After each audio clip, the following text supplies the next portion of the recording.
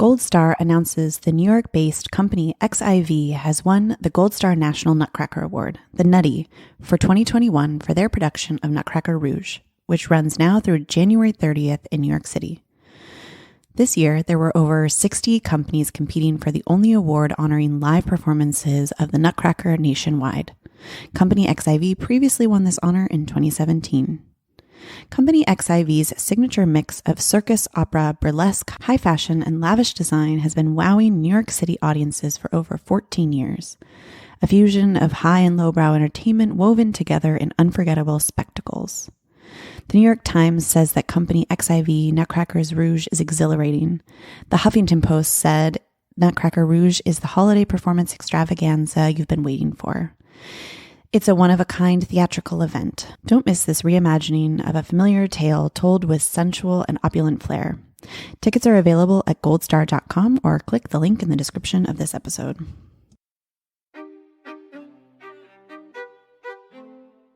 I'm Rebecca King-Ferraro. And I'm Michael Sean Breeden, and you're listening to Conversations on Dance. Today we are joined by educator, repetiteur, and former principal dancer with American Ballet Theatre and New York City Ballet, Robert Fosse. Robert was born in Beaumont, Texas. He moved to New York City to further his dance education with David Howard at Harkness House and Stanley Williams at the School of American Ballet. He joined American Ballet Theatre in 1977, where he danced as a principal dancer for 9 years. Then, in 1986, he was invited by Jerome Robbins to join the New York City Ballet as a principal dancer. Throughout his career, he has danced leading roles in a broad repertoire, including originating roles in Jerome Robbins' works. In addition to his work in classical ballet, Mr. Fosse has also starred in numerous Broadway productions. Robert works now as an educator and repetiteur. He currently teaches at American Ballet Theatre's Jacqueline Kennedy Onassis School. He has worked with American Dance Machine for the 21st century since 2013, staging the dances from Jerome Robbins' musicals. Learn more about American Dance Machine for the 21st century at admi21.org or click the link in the description of this episode.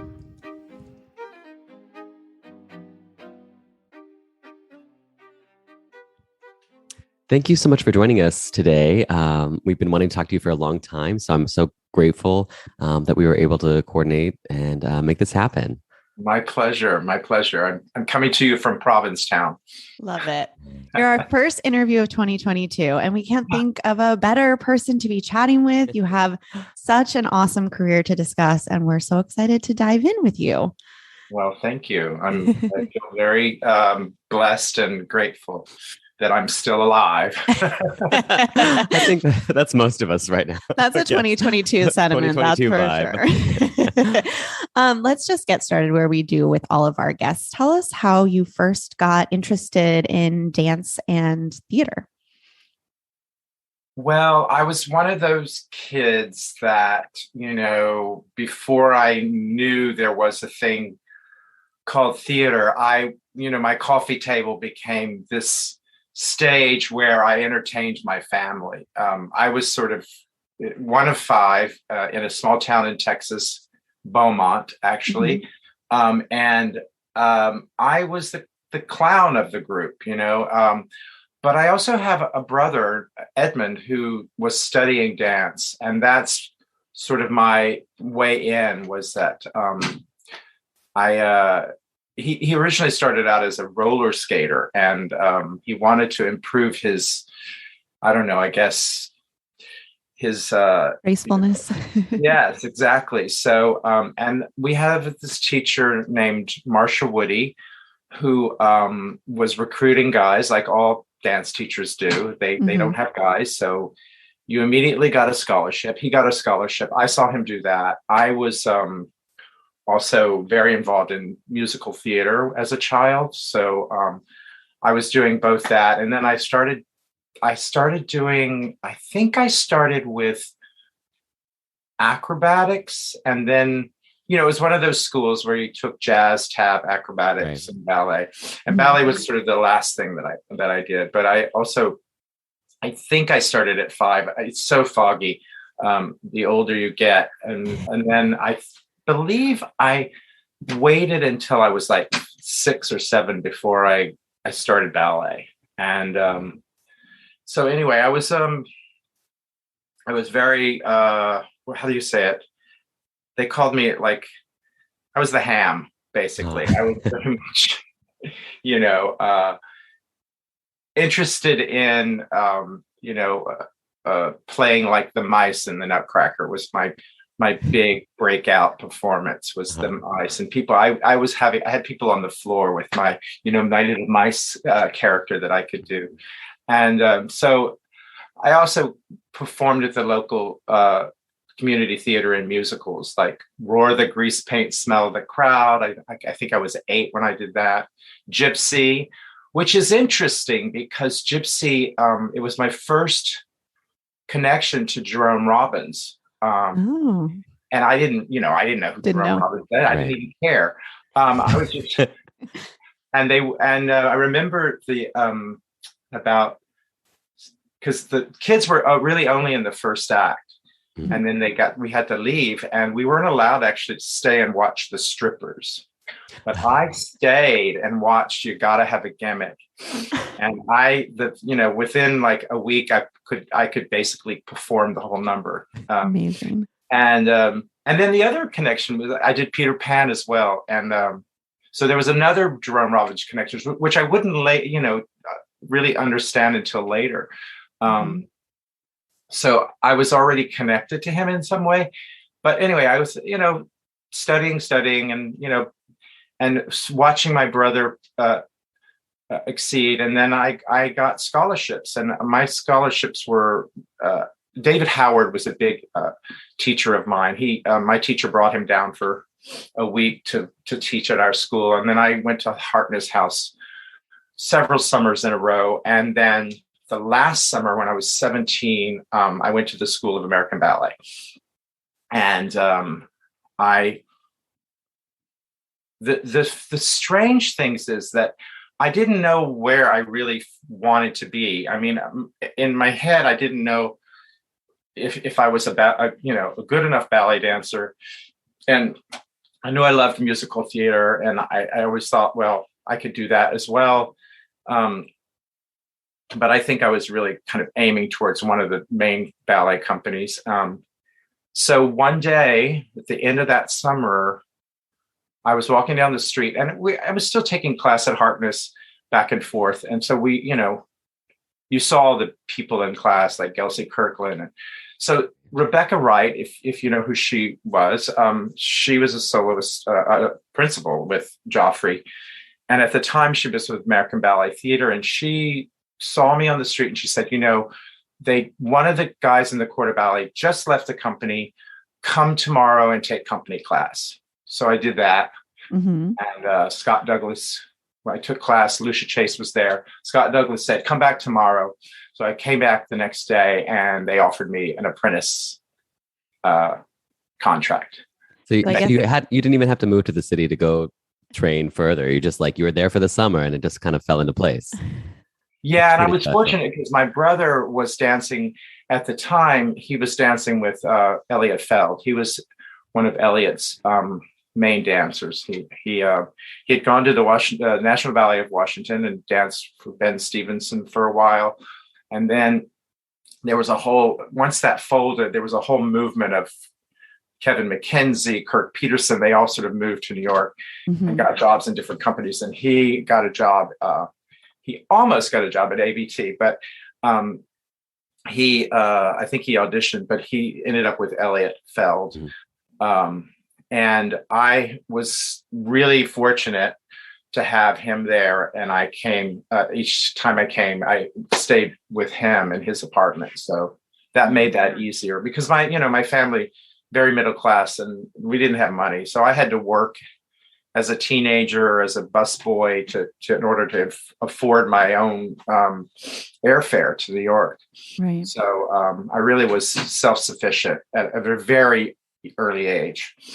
I wonder, we're hearing kind of your musical theater and ballet parallel journeys. And I wonder if there was a point where you had to be like, okay, I'm going to focus on ballet. Was it really like when you were offered an apprenticeship, or was it before then? Or were you really able to kind of keep focusing on both of them at the same time through your training? I was not. I mean, I was 15, 16, and 17, and ballet was my focus.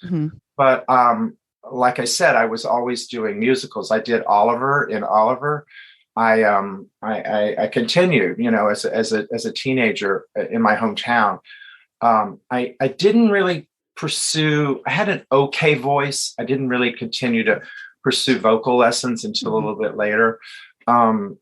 I didn't really take any acting classes, and that came later, actually. But yeah, the focus was sort of ballet. I mean, I think I thought I was good, but I didn't know how good. It was like you're not sure. Yeah. But When you're a kid, then I was actually asked back at SAB for the winter, and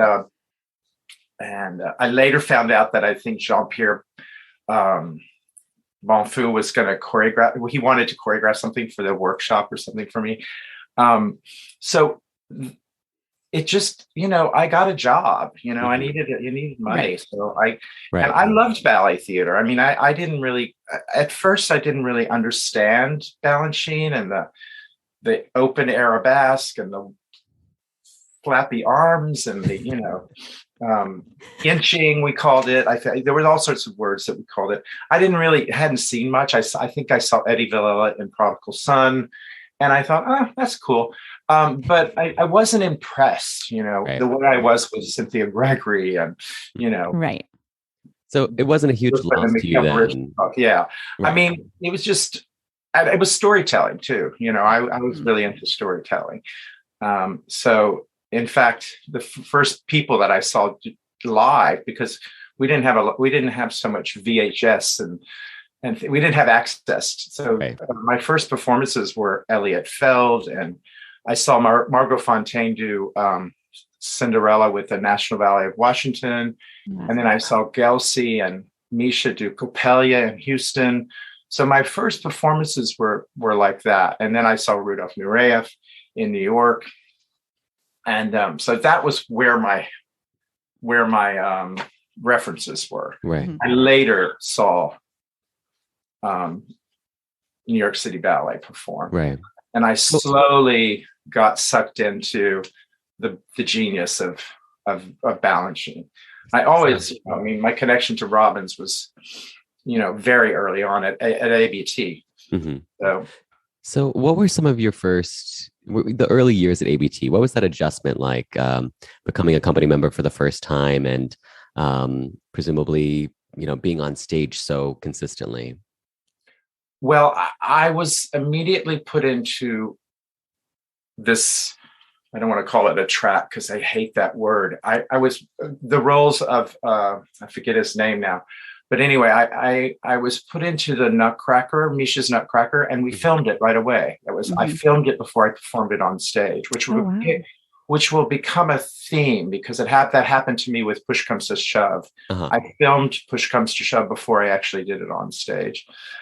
Because I was learning it. I also got thrown into Theme and Variations, which was filmed with, I was in the core of that. So it was like, and then that was 77. So by 79, Misha left to go to ballet, to City Ballet, and Glenn Tetley was choreographing. So I was put into those ballets very quickly. Actually, looking back, I just showed up and was sort of in shock that that this was all happening. I was pretty weak. My upper body was pretty weak. So I had to really work on lifting people over my head. I remember once I put Elaine Kudo over my head. It was supposed to be a pressage lift and running off stage. And I got her all the way up. And then she landed on my head and I just, ran off the stage with her back on my head.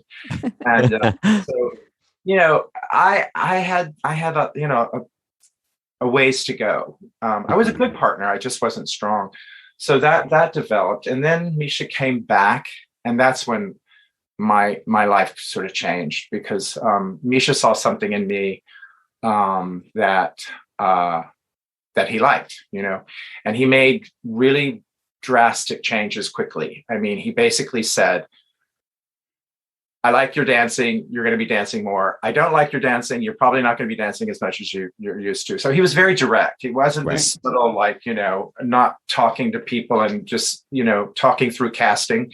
He basically said, and so people, it was very clear. Some people left and went to other companies, and they got, which they were grateful for, because it meant, okay, I know where I stand, and I'll go somewhere else, and they did, and they had big careers. So, the first big role for me was Fancy Free. And it was one of those things that just, it was like a glove that fit perfectly, and in those times we were watching, it was a ballet that I had seen many times, and I almost knew the ballet in my head. So, showing up to rehearsal. And then the big moment came for me, really, I think, was that I was to be like the third understudy for Prodigal Son. And this will be a reoccurring theme. Misha, we were going to Washington to do the season, and Misha, and it was Danilo Radojevic, myself, and Misha were the three people. I think there might have been one other person, maybe Johan Renval was also learning it.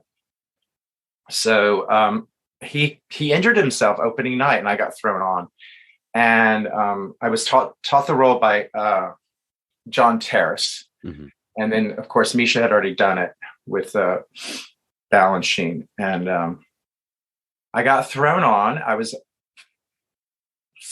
freaked out and scared. I had one of those moments. It's really the only time in my whole career where I had one of those blackout moments where Scary. And I just started doing coupe jetés across the stage until I got it back together again. Because I'm pretty good. I'm pretty good at improvisation. Like if there's a moment like that, that the show must go on. There's a very famous story about your improvisation that I absolutely need to circle back to later. Yes, but we'll get back to it. Someone else wrote it in their book this year, right? Yes. Yeah. But that's it was just an instinct that I had, and then. So that was a big moment for me. I got to dance with Cynthia Gregory in that, which was unbelievable. And so that became sort of one of the roles that I cherished the most. And the thing about that role is that I had to, I really, it's like, it's an acting role, really. It's really a dramatic role. And it's where I learned to do my research and to make something my own. I had seen Edward Villella, but I couldn't recall details. John Terrace gave me the basis. I think Richard Tanner was in the room with his information. So there's all this information that you have. And I really, over a period of time, I really had to make that, it's like a play. You have the script and you really have to make it your own. And that was my, one of the biggest learning lessons that I've learned about how to develop a role and make it yourself. What I find with dance is that there's so much documentation now that we get so influenced by other interpretations.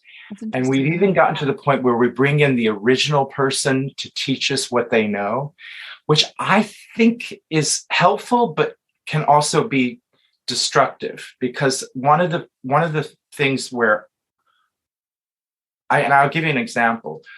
I did Melancholic once, and I'm a huge fan of Bart Cook, and I had seen him do that role a million times. And in my head, that was the ultimate interpretation. It's like seeing Meryl Streep, and you're supposed to tackle that, right? So I couldn't get past how do I put this in my body and it become Robert LaFosse's role, right? Yep.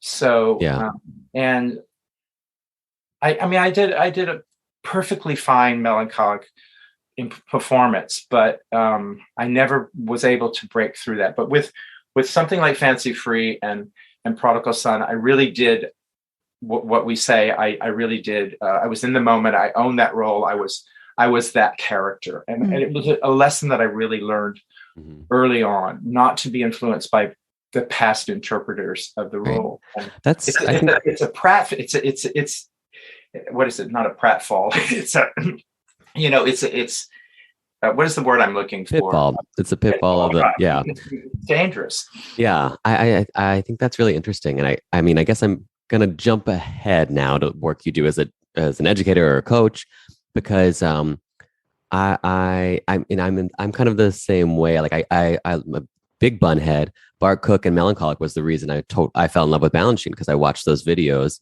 and I was just like, oh, I want to do this. But as a coach, then how do you help someone find their own way through it? I mean, sometimes it's like that dancer's essence, if it was made on them, is like completely etched into the choreography. But obviously, in the specific case of Balanchine, like he encouraged individualism, like, Diamonds, like the first person to do it after Suzanne was Kay, who doesn't look like Suzanne at all. So, it's not a bad thing at all to be yourself. So how do you as a coach help someone find themselves in a role where they're quite different from the originator? Well, I say just what you just said.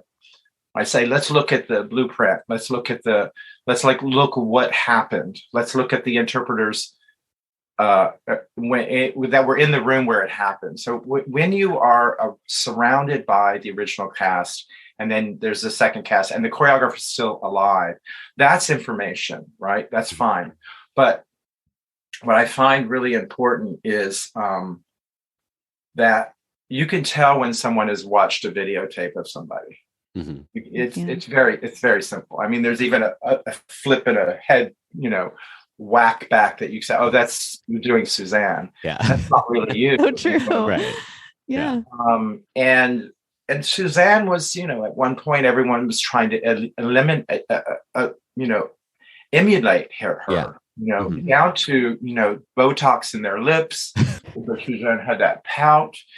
And so there was isms, feral isms that people were trying to emulate, which I find untruthful. What's truthful is you doing the role.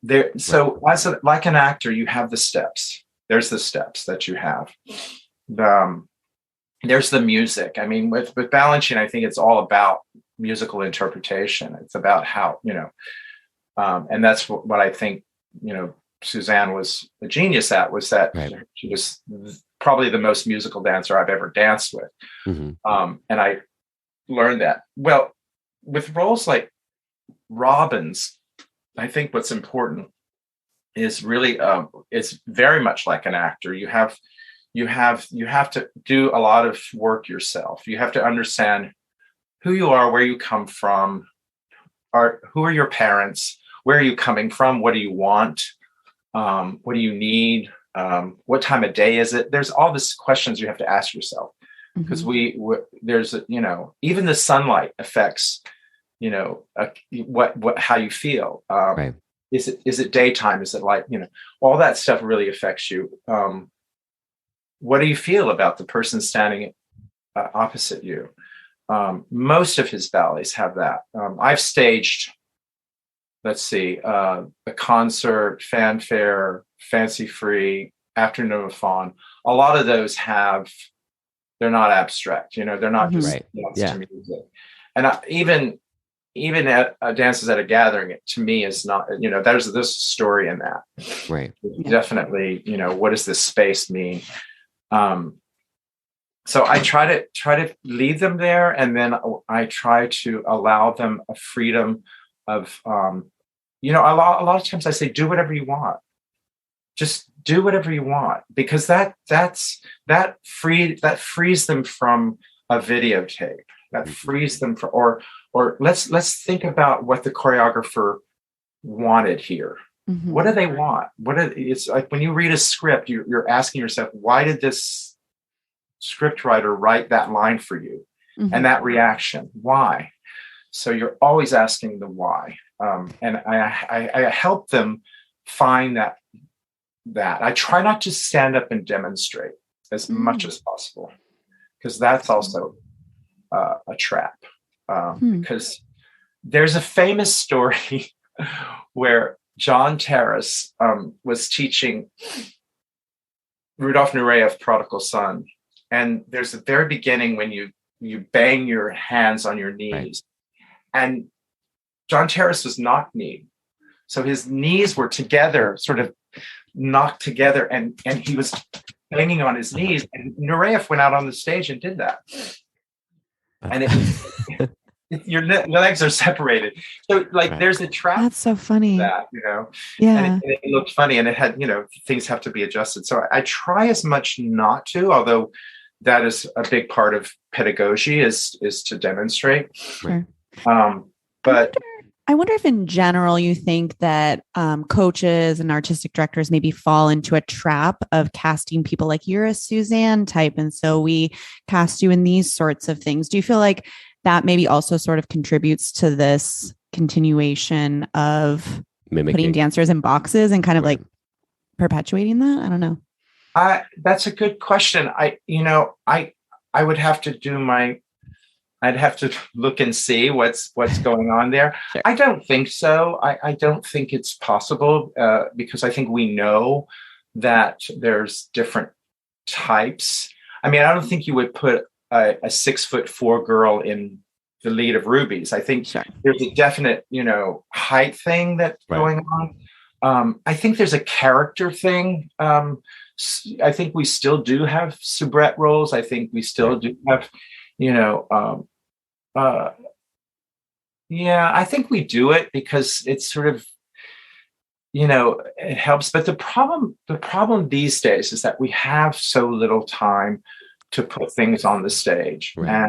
And I know Balanchine made ballets in 2 days, and it got thrown on the stage. And he realized that over time, those ballets could be morphed, because it's not like in Broadway where you have to, it's frozen opening night. It evolved. And, even his ballet, I mean, look at all of his ballets evolved over time. And it was a living organisms. And I think Jerry got to that place where he realized that these are living organisms, and that becomes the fight with repetiteur, with us who stage the ballets. It's like you have so many videotapes, where and it's this idea of right and wrong. And to me, there's no right or wrong. There's really just, it's just good or bad, or it's not good enough. And I have only so much information that I can give. Another person has other kinds of information that they can give, and I don't know what Jerry would want today. I have no idea what he would say. All I know is what I learned from him and what I did. And that's all I can get. But it's really up to the dancer to investigate and to move it forward somehow, and to make us see something new in the role. I mean, Patricia McBride in Rubies and Heather Watts in Rubies are two completely different ideas. And I think Balanchine was fascinated by that. He was like, oh, I have this really interesting woman in Heather Watts, and what could she do with this? I think he was interested in looking at his ballets change. Look at Apollo. Look at how drastically different the original costumes and the idea of that into this distilled. He even distilled it more as it went on. He took away and made it simpler. And Serenade's a funny one of those too that changed so much. Serenade. With costumes and things like that, because it's one of the longest running ones, right? And all the changes that it went through as well. Yeah. We're allowed. We're still allowed. There's productions where before the hair came down, they're allowed to do, little details like that.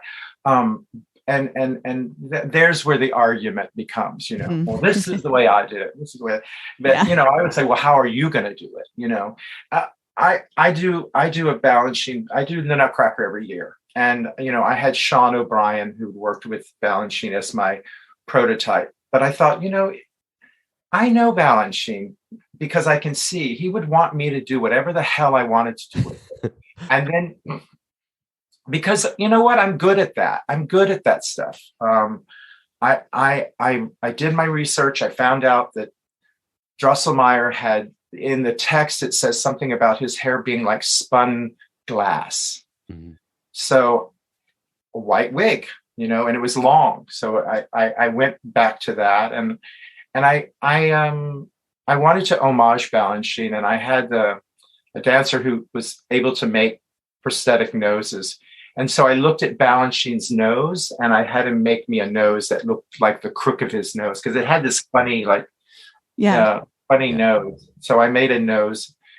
And I originally sort of wanted, because everyone when I came into City Ballet, everyone mimicked Balanchine. Everyone did dear, and they would point to, dear, come over here, let's do this. And they would always crouch over.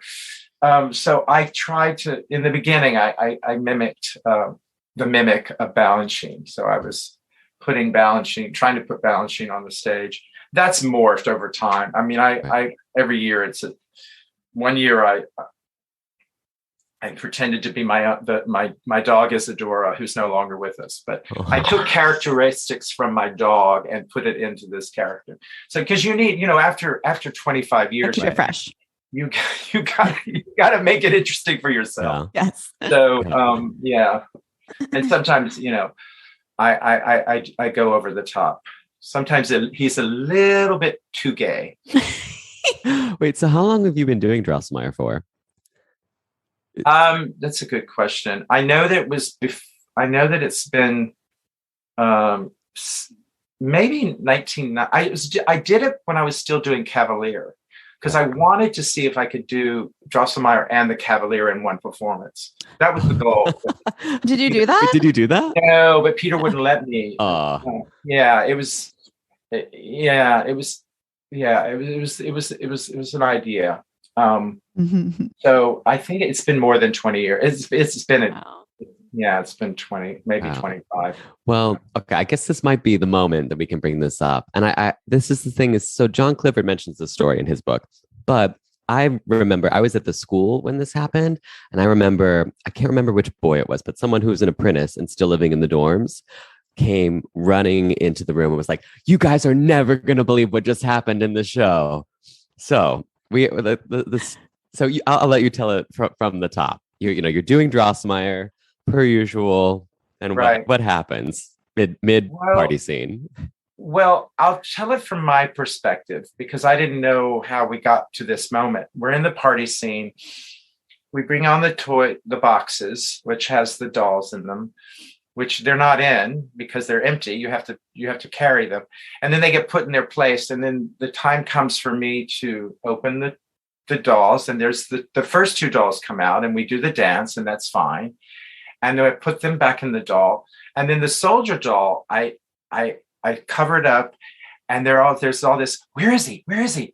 And I open the door, and there's no one there. There's no doll. So I turn around to the audience, and I look at the party scene, and I think, none of these people know what to do. I mean, they're party guests. What are they supposed to do? There's only one person that can fill up this music.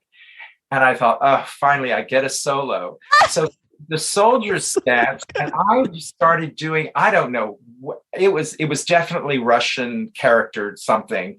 It was in character. I improvised the whole thing. And the very end, I did piqué turns. I did on my heel. I did no turn and turn and turn and, flipping around. And I finished. And I could hear everyone in the corps, the party guests, just having the best time, howling, going, shocked. And they just went up full applause at the end. I don't know if the audience really knew what was going on. I guess the people.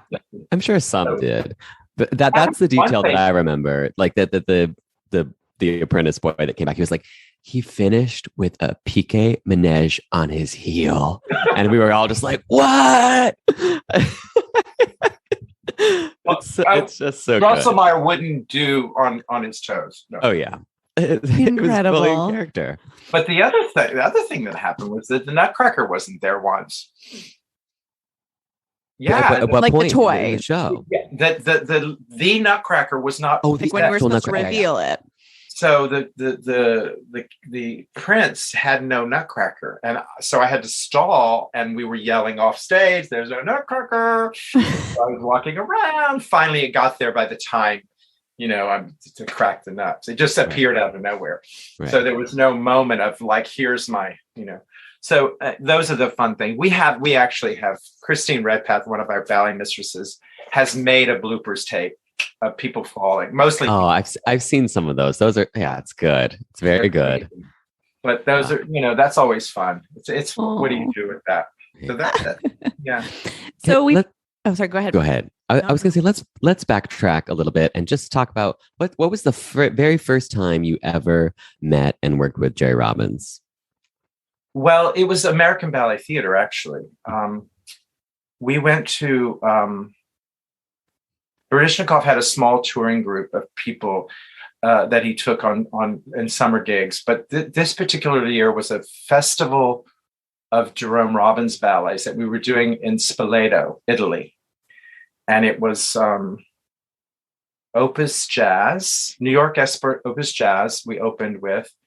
Misha and I were doing, we alternated other dances, and Fancy Free and An Afternoon of Fawn was all on the program. Great program. So, I mean, right?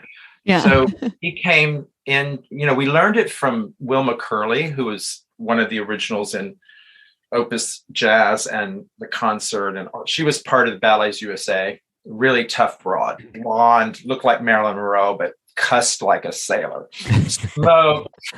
And, said she would have been canceled, or, like today she would have such inappropriate stuff. So we learned ballets from her mostly. I forget who taught us Afternoon of the Fawn, but it sort of goes, I think it might have been somebody from City Ballet who came in. So anyway, we learned, and he came in at the end basically, and Fancy Free was contingent for him because at that point, City Ballet didn't do Fancy Free because of some sort of contractual thing that he had with Ballet Theatre. So he was sort of pissed off that things had evolved at Ballet Theatre and he had no control over it. Okay. So the rehearsals for us were, I think it was me and Ronald Perry and Brian Adams. I forget who the cast was there, and Elaine Kudo was one of the girls. But anyway, at one point he walked out of the theater. He was so pissed off. He walked out of the theater, and I said, I basically said to him, I said, Jerry, you're gonna have to come back. We're not leaving. And that was the moment where he, like I wouldn't just let him, get away with it. And he respected people who talked back to him. Mm-hmm. People who cowered away from him. He, I don't know what it was, but he used them as a sort of, a person to get his aggression out on. And so it was that moment that really that I believe that our relationship sort of began, and because he could tell that I had musical theater training. I mean, and I was good at understanding what he was, what he was aiming for and what he was going for. Mm-hmm. And so we got through that. I ended up I did all of those ballets at one point while he was there. And I think that's where he really saw me. Mm-hmm. That was in the 82, 83, somewhere in there. And that's where I saw him and I understood him. And there was this connection of, where I felt like these are the ballets that I was meant to do. And was he kind of the one that suggested that you would come over to New York City Ballet? Was that kind of the impetus for that? No. You would never do that. You would never pull a dancer away from another company. What happened to me is that I was diagnosed with HIV. It was a death sentence at that time. I I felt like my life, I needed to accomplish things that I wanted to accomplish. I started choreographing for Misha's small group. I was good at it. I wanted to do musical theater. And at one point, Peter had done a musical, Peter Martins had done a musical called Song and Dance, which Christopher Demoise was the star in. And I liked it. And he called and he said, or I called, I don't know, my agents called and I wanted to audition for it. And so he said, well, what you'll do is we'll put you on the road with Melissa Manchester, and then you'll come back to New York and you'll do it then. So I had officially left ballet theater to pursue another career. Sure. I was also going through a breakup. I just felt like the touring got too much. We were on the road for 8 months out of the year. Wow. I mean, when Misha was, the rock star, so we were performing, like we had like maybe 4 weeks off in the year, maybe. And then, so I was tired. I wanted to see what else was out there. So I just left, and Misha was great about it. Other people weren't. They thought I was turning my back on, the person that gave me my career. And so I got this call from Peter Martins to do this show.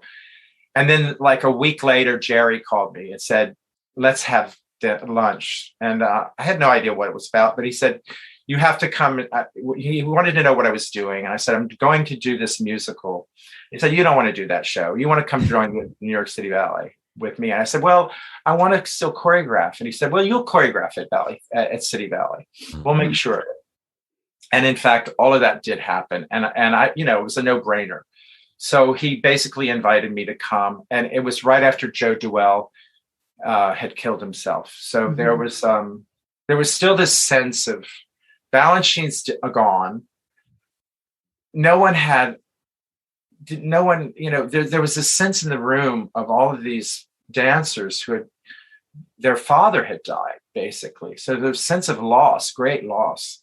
And Peter was, put in this position of power, and there was, resentment with that. Jerry was very much still his own. He also felt the loss too. So I walked into this room where, first of all, there was all these creatures, they looked like different animals out of, in a zoo. You had a giraffe over there, a hummingbird, Violette was a bird, and Maria Caligari was this giraffe with these long, they were extraordinary characters. And Heather had her personality. Patty was, and Stan was, walking around with, slinking around. It was just fascinating to walk into a room with like a different family completely. But over all of this was this mourning session that was still happening, because it was only 3 years after he had died that I came into the room. And so Jerry put me to work right away. I was doing a ballet that Joe Duell and Maria Caligari were to do. It was a remake of Dunbarton Notes. And I was to do that with Darcy. And there were ballets that I'd already done, so I sort of fit right in. I did Prodigal Son right away with Suzanne Farrell, which was a trip. And I did Slaughter on 10th Avenue, which I learned very quickly with her. And this was an extraordinary thing that was happening to me, and I don't think I quite, really understood what was happening, because on top of that, I also had this, this diagnosis, which, okay, so I'm going to die. And I have to make the best of it. So one part of that was I was asked to write my autobiography, because and I didn't want to write an autobiography. I wanted to write a story, because I wasn't old enough. I was only 28 or 29. And I wanted to write this story about a young kid who moves to New York and is successful, but is also gay, and he's okay with that, and it's accepted. And as it turns out, strangely enough, I am the first male ballet dancer to write about his homosexuality. I was going to say, I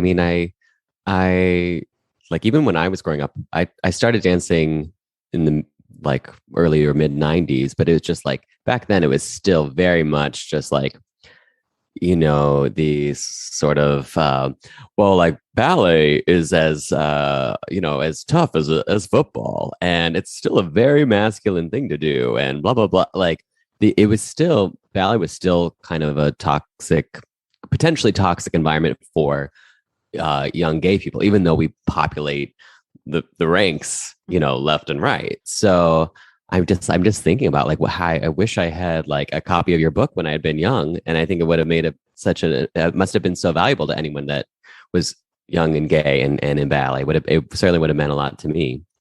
I didn't know what I was doing at the time. I was just telling my story. I had two very supportive parents. I don't think they understood what gay was.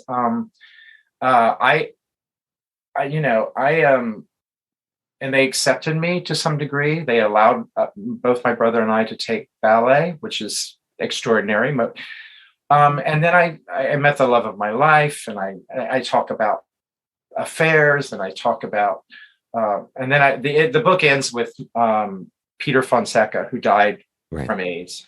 I don't actually talk about that. I don't even think I mentioned that I'm diagnosed, because I was still a little bit in the closet with my status. Right. But it turned out to be this book that I didn't know that I was writing, and that it did help young boys and girls understand that there are parents out there that accept their gay children, or and it's okay. For them to understand that is really powerful, because they think their parents are all parents, right? And that what their parents think or believe is correct, and that can tarnish a kid for a long time. But it's shocking to me that Nureyev was never really, even though he was the most flamboyant thing in the world visually, he never really spoke or talked about his homosexuality. He was still very closeted. Eric Brune, very closeted. So my book came out in 87 or something. That was sort of the beginning of me coming out of the closet publicly. And I never really came out to my parents. I just brought a guy home for Thanksgiving. Like it was normal. Yeah. Like it wasn't a moment of like, Mom, Dad, I'm gay. I'm like, I think they knew I was gay, from an early age. It was sort of an unspoken truth. Mm-hmm. So yeah, that was that moment. And then I got fortunate. I was really lucky to be put on an experimental drug trial, and it saved my life. And I'm really one of the lucky ones, because I saw all my friends die around me. I saw my Peter Fonseca die. I saw 20 other men. There were 5 of them from ABT who died. There were just countless, and there was this feeling of I didn't have time to mourn. I had a career. Right. So that came later, about 15 years ago, where I kind of lost it, and I had to go into therapy and fix myself, because, when you're in denial is very useful when you're dealing with trauma. And so I just, and also these past 2 years have been really helpful for me, because I'm fortunate. I didn't, I don't have a career to, that's just starting. So I'm able to reflect and be grateful that, I have the tools to keep myself healthy. And, but this is really the second time that I've seen, disease kind of take over, and how traumatic it can be for people. Hey. So, did you find the stage to be therapeutic at all, or was it merely distraction for you at that point? Oh, distraction and therapeutic. Both. Okay. Definitely. Right, it's for me, this is the coffee table. This is where I express myself. This is church for me. I'm not religious, but I understand this. The turning out of the feet is my hands like this, right? Mm-hmm. So the minute I do that, I'm in service to something that this is out of myself. I become out of myself immediately. Even when I'm teaching, it's like I know there's no problems anymore. The studio is a space of grace. It's a space of allowing myself to be out of myself and to strive for some sort of perfection. Like, I think that's what religion does, right? You're aiming for some kind of perfection, and you're going to fail. You're going to fall down. let's just make sure that we understand we're all going to fall. I mean, to me, dancing is all falling anyway. It's just recovering from it, somehow. Yeah. Right. That's beautiful. I think we all identify with that, with what you're saying. Yeah. So at what point were you able to make some of your Broadway dreams come true? They all happened to me. In 1979, I was in Ballet Theatre. I was 19, and we were on some sort of strike or layoff. I don't know. I can't remember what it was. It was the summer. And I got a phone call from Gwen Verdon. Wow. Hello, this is Gwen Verdon. And I thought, everyone does Gwen Verdon impersonations too. So my roommate did that. And I thought it was him calling me on the phone. And I said, "Oh, Kenny, come on, And she said, Jimmy Dunn just hurt himself. We need somebody to come and replace him in dancing." So, so that happened. I went in and I rehearsed for 2 weeks, and I did a sort of, not a complete show, but I think I did like 4 numbers of the show. One of them was this percussion for 4. It was a solo. It was done for Charles Ward, who was a ballet dancer, and it had also gone turns. And there were people in the show. There weren't many people that could do that solo. So I was basically brought in to do that for 3 months. And that was fantastic. I danced with Annie Reinking and all these incredible, Wayne Salento, all these incredible people. And it was a heady time. It was a summer of that, my first Broadway show. And then, later on, Jerome Robbins came to me when he was putting together his show, and he said, "Do you want to be in a Broadway show?" And I said, "Let me think about it." Of course. So I had to go in and sing "Happy Birthday" for Paul Gimignani, and they had already been working on the show for months. They had been doing workshops and stuff. So I kind of got inserted in that. Now to me, that was sort of where my 2 worlds came together in a very special way. Those 22 weeks of rehearsal for me was my college education. It's everything I know happened in those 22 weeks about what I know as an educator. Both, watching Jerry work with all those people and seeing all of the, the Bernsteins and the Sondheims, all of them came on Fridays. We had all the famous people come and watch our show and watch our rehearsals. And he would ask them, "What do you see? What do you think? What do you remember?" Putting that together was fascinating to watch him reassemble his past and seeing how he didn't rely on his own memory. He relied on the memory of everyone. And that's where I learned about staging his ballets, was that I only have 20% of memory. There's some people that have extraordinary memory. Some people think they have extraordinary memories, and they tell you that I remember everything, and it's Rashomon, right? There's this great interview with Sondheim, Bernstein, Robbins, and Arthur Lawrence about West Side Story, trying to remember the making of it, those times. And they all remember the story differently. Right. And they pick up where they each left off. "Oh, I remember this. No, it wasn't. We didn't meet it there. We didn't meet at that bar. No, we met at, oh, you're right. We did." So that's where, putting this stuff back together, we don't have a script. We have our memories. And sometimes I think it's better to have, maybe to have a couple of people in the room to reassemble and then, have the fights and then figure out what they're going to do. But in the end, I approach everything like an actor would with a script. Right. I don't think that when an actor takes a script up, they do the work themselves. They don't go to past actors and ask them what they, or they may talk about what they did with it, but they don't try to find information from their performance. Mm-hmm. You know, I find that that's the trap that we as dancers live in. We get handed these clothing that they used to wear, and we put them on ourselves, Right. instead of finding our own costume, finding our own character, finding our own way into the same role. And it's so interesting that Suzanne was the great example, and so many young girls were trying to emulate her. I mean, Kelsey famously cut off her bottom eyelashes so that her eyes would look more like Suzanne, that sort of thing. But now it's like I like exact mannerisms, but I see the influence of other dancers. And I mean, this is a little off topic, but I joke about it even in other industries. Like you'll see when Mariah Carey or Whitney Houston do their vocal runs, it's one thing, but when someone else is emulating it, it's another. It's not the same thing. They're using that voice, but it doesn't have that.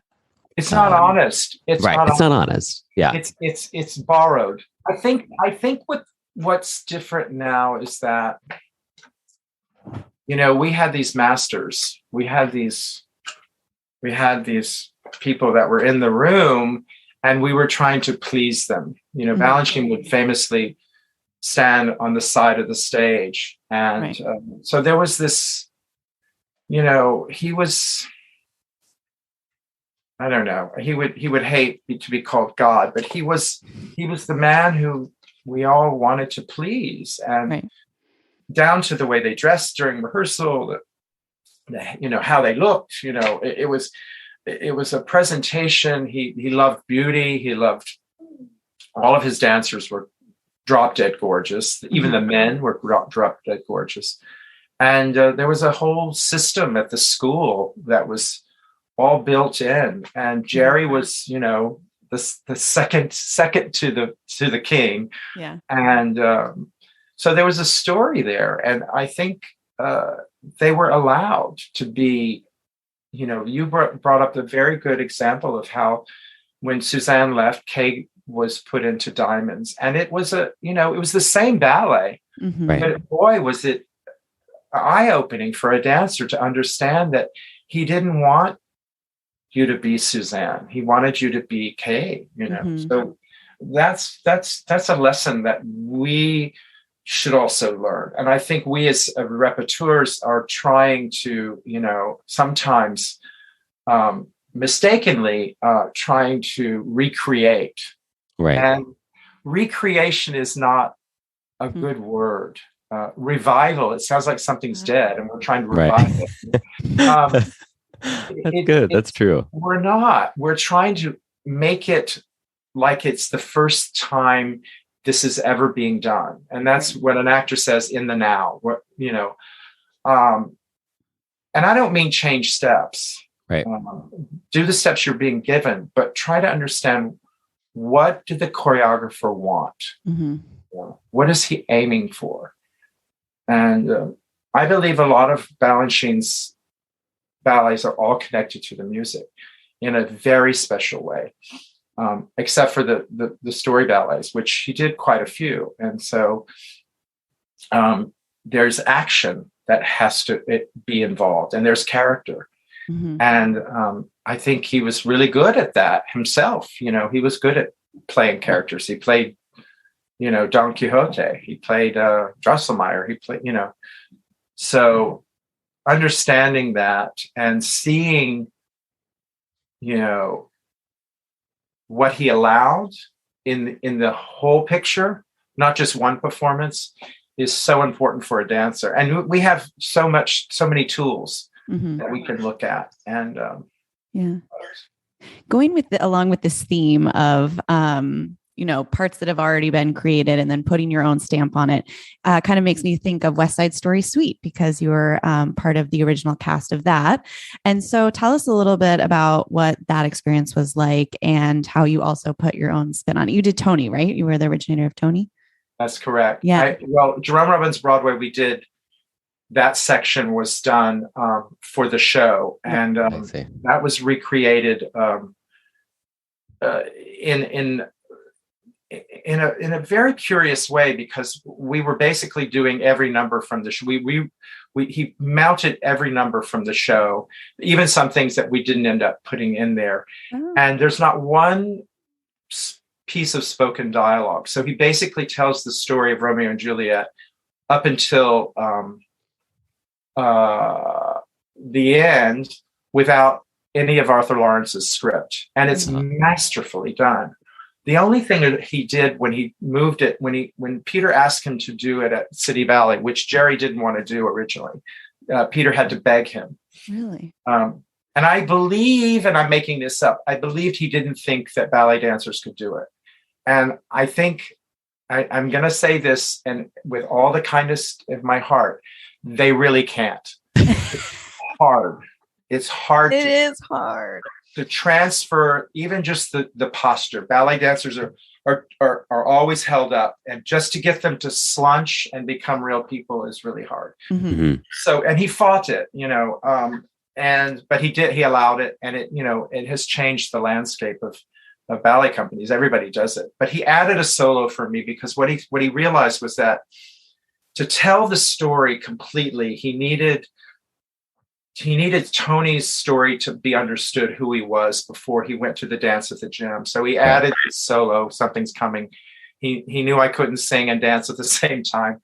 So he had someone sing it from off stage, and he created this masterful solo, which was, all about a feeling. And it was probably the highlight of my career, was making that solo with him, to watch him go from point A to B and with very few alternate steps. I mean, he's famous for having version A, B, and C and mixing and matching, kind of like a, cut and paste kind of thing. But he didn't with that solo. And in fact, the other ballet he made on me, Quiet City, it was the same way. It kind of just went from what his ideas just sort of rolled out. And so, yeah, when he did that, what was special about about West Side Story for me was seeing all the people who had been involved with the original West Side Story come into the room during that process, and witnessing them as people, as characters, because they were those characters. They were action, they were riff, they were, seeing them in the room was fascinating, because they were big personalities. They weren't just, one of 32 dancers. They were characters. And that was what was so unique about West Side Story, was that everyone was, given a name. It was that moment in history where there was no chorus. They were all principal actors. And they were asked to do their homework, which was, where are you coming from? Who are your parents? And bring that to the stage. They were asked to do their backstories. It wasn't important that we know their backstories. We were to feel what their backstories were. And this was, you can't pay enough college tuition to learn what we learned during that show. This is the most extraordinary thing that ever happened to me. And to watch Jerry as a director, he's one of the greatest directors I've ever worked with. The questions he asked, the challenges, the dedication that he had. If you didn't have the same dedication he had, he was frustrated with you. And he wanted everyone to know everybody's part. He wanted everyone to love theater and dance as much as he did. And that's asking a lot. So at what point were you able to start putting all this knowledge, all this experience that you have, particularly with Jerry, into action as a stager and a teacher? When did you start to make that transition out of being primarily a performer into more of an educator? Well, actually, there's Nikki Atkins, who started American Dance Machine for the 21st century, started this group again. It was originally Lee Theodore, who was the Anybody's and West Side Story, developed this group to keep these theater dances alive. And she asked me to do Mr. Monotony, which was this trio that was done in Jerome Robbins' Broadway. It was an obscure piece that had never made it to a Broadway show. He tried it out in Call Me Madam and Mrs. Liberty, and it never made it into those shows. It got cut out of town. Finally, it made it into Jerome Robbins' Broadway.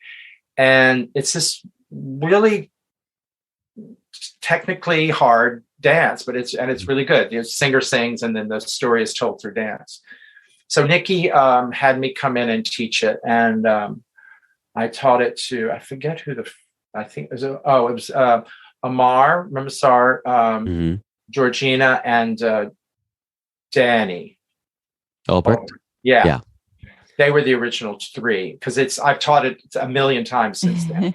But anyway, that was when I was challenged to start teaching what I know. Right.